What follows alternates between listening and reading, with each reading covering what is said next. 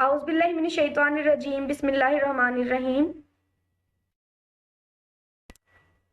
Assalamu alaikum dear educarians. I hope you all are fine. I am here the third online lesson of class 5 science. Our today's topic is force and machines. So students, the topic we were discussing, unit number 5, physical science, chapter 10, force and machines. The contents for today is simple machines, terms related with simple machines, different types of simple machines. So the material are required for this lesson: highlighter and lead pencil, blue marker and blue pen, ruler, science textbook, science notebook along with your winter pack that has been provided you. So by the end of this lesson, you would be able to understand about simple machines, terms related with simple machines, different types of simple machines and its properties. Okay students, now open your science textbook, page number 87. First of all, prepare your page, day here, date here and today's task here. Our topic is simple machines. Simple machines are devices that increase the effect of force applied or change the direction of force applied or both. Simple machines वो device होती हैं जो effect होने वाली force के असर को बढ़ाती हैं या लगाई गई फोर्स या दोनों की डायरेक्शन को चेंज करती हैं.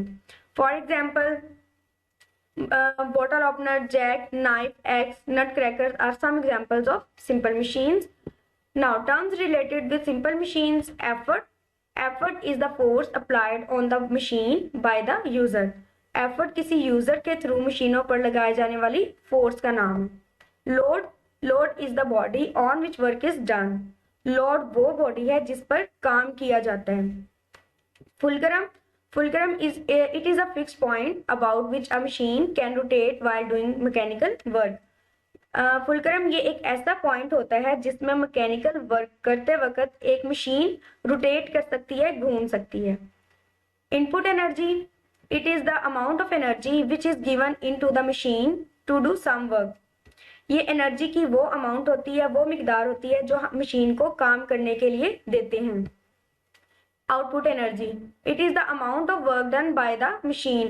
किसी मशीन ने कितनी मिकदार में काम किया, इसे हम आउटपुट कहेंगे.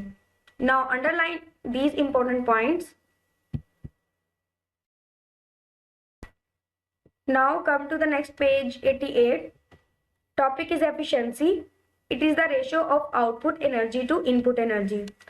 एफिशिएंसी रेशियो को कहते हैं output to the input. Output to the input का मतलब ये है कि हम इसे कितनी एनर्जी दे रहे हैं और वो हमें इस एनर्जी के बदले में कितना आउटपुट दे रहा है. जैसे कि अगर हम किसी मशीन को एनर्जी देते हैं या फोर्स अप्लाई करते हैं तो वो हमें आउटपुट देता है. Work done by a machine is always less than work done on the machine. This is because when you do some work on a machine, some work is lost to overcome friction existing between different parts of the machine. तो जो machine हमारे लिए work करती है, काम करती है, इसे हम आउटपुट कहते हैं और इस पर जो एनर्जी या फोर्स हम लगाते हैं इसे हम इनपुट कहते हैं. आउटपुट जो है वो हमेशा इनपुट से कम होती है. क्यों कम होती है? क्योंकि जब मशीन रन हो रही होती है या काम कर रही होती है तो ड्यूरिंग रनिंग जो हम इनपुट देते हैं एनर्जी या फोर्स की शक्ल में, वो फ्रिक्शन में वेस्ट हो जाती है. लेट सपोज अगर कोई मशीन 60% एफिशिएंट है, इट्स मीन 60% इसकी आउटपुट है. हमने 100% इनपुट दी और उसने इन 100% इनपुट के बदले में हमें 60% आउटपुट दी है और 40% जो लॉस हुआ है फ्रिक्शन की वजह से है. Now underline these important points. Now our next topic is types of simple machines. There are 6 different types of simple machines. 3 of these simple machines are discussed below. The first one is lever. Lever किसे कहते हैं? Lever is used to lift or move things. Lever को हम चीज़ों को move और lift करवाने के लिए यूज करते हैं. Like pliers and tongues and nutcrackers are some examples of levers. The points on which the lever turns is called the fulcrum. वो point जिससे lever किसी object को turn या move करवा दे उसे हम fulcrum कहते हैं. The object to be moved is called the load. जिस चीज को मूव करवाया जाए इसे हम लोड कहते हैं. The force exerted on the lever is called the effort. Lever पर exert होने वाली फोर्स को हम effort कहते हैं. There are three different types of levers depending on the positions of the fulcrum, load and lever. First class lever, when the fulcrum is between the load and the effort, it is called a first class lever. First class lever में हम fulcrum जो है वो effort और load के centre में होता है. लाइक जिस लोड को आप उठा रहे हो वो हैवी है, तो आप इस लीवर के सेंटर में फुलक्रम रखते हो. फुलक्रम जब लीवर और लोड के सेंटर में हो तो हम इसे कहेंगे कि ये फर्स्ट क्लास लीवर है. जैसे कि अगर कोई आदमी है वो पत्थर उठा रहा है तो उसे आसानी से नहीं उठा सकता है, तो वो लोड और एफर्ट के दरमियान में फुलक्रम रखता है ताकि उसे उठाने के लिए कम फोर्स लगानी पड़े. Now underline these important points. Now come to the next page, number 89. Second class lever, when the load is in the middle, fulcrum is at one end and effort at the other end. It is called a second class lever. Second class lever में fulcrum और effort के centre में load होता है. जैसे एक car आप drive कर रहे हो तो कार के टायर्स पर लोड है और एफर्ट आप अपने हाथ पर लगा रहे हो. लोड एफर्ट और फुलक्रम के दरमियान में पड़ा हुआ है. लाइक व्हील बैरो, एफर्ट आप अपने हाथ पर अप्लाई कर रहे हो, लोड सेंटर में पड़ा हुआ है और फुलक्रम व्हील पर अप्लाई हो रहा है, क्योंकि फुलक्रम वो पॉइंट है जिससे आप किसी चीज को रोटेट करवाते हो. तो ये क्या है, एग्जाम्पल सेकेंड क्लास लीवर की है. Now underline these important points.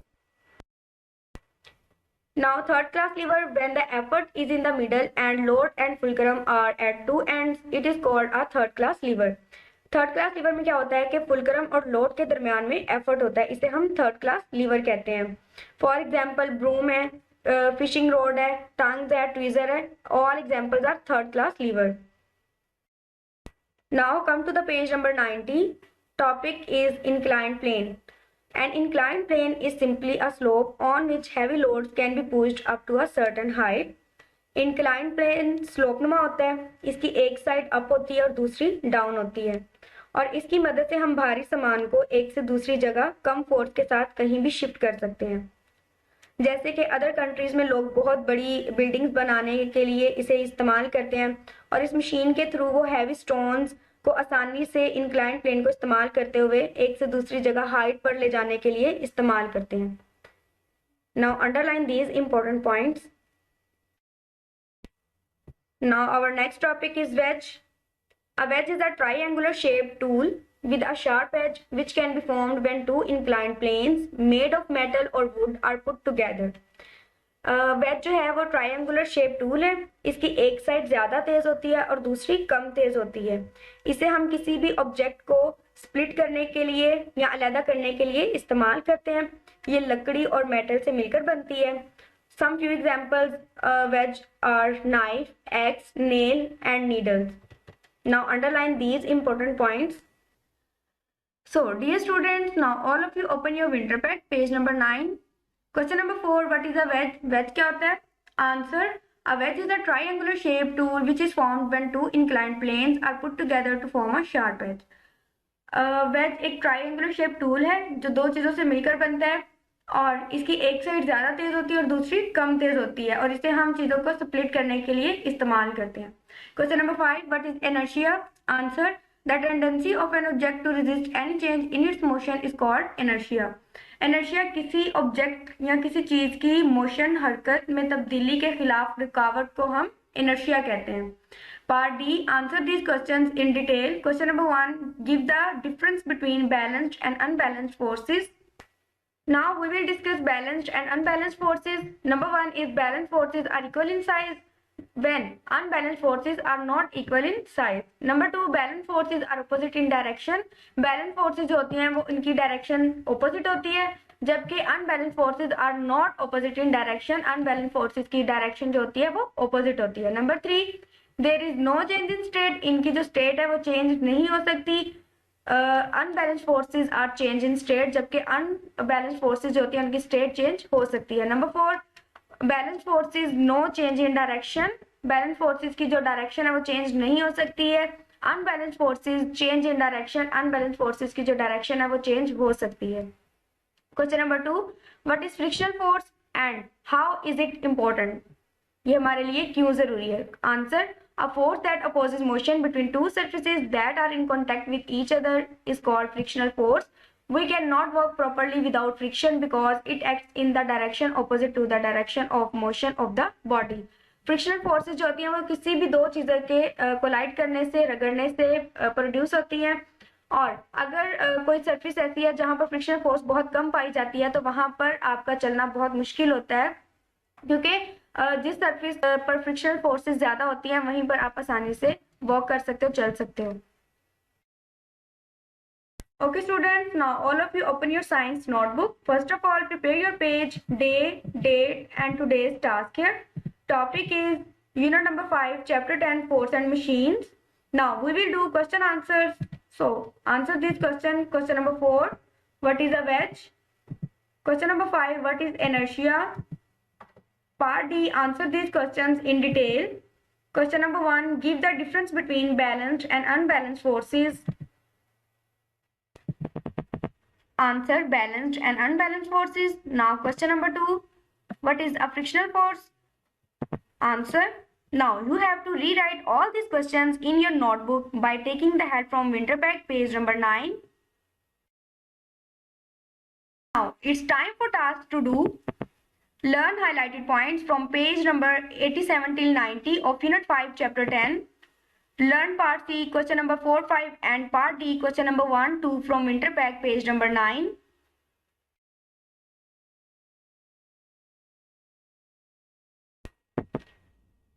So, dear students, I believe everybody understood today's lesson and it was interesting. So, I hope that you will take care of yourselves. So, stay positive, keep learning and Allah Hafiz.